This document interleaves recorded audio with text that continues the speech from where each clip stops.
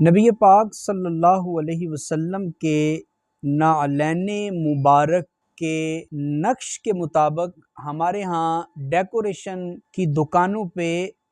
نقش ملتا ہے حضور کے نعلین مبارک کا۔ تو بعض لوگ اس میں سورہ فاتحہ لکھ دیتے ہیں، بسم اللہ لکھ دیتے ہیں، کلمہ شریف لکھ دیتے ہیں، تو یہ علماء نے کہا مناسب نہیں ہے۔ اگرچہ یہ حضور علیہ السلام کے جوتے مبارک کا عکس ہے اور اس کی شبیہ ہے، اور عکس اور شبیہ اگرچہ اصل کے حکم میں نہیں ہوتی مگر قرآن پاک کی آیات کا ایک تقدس ہے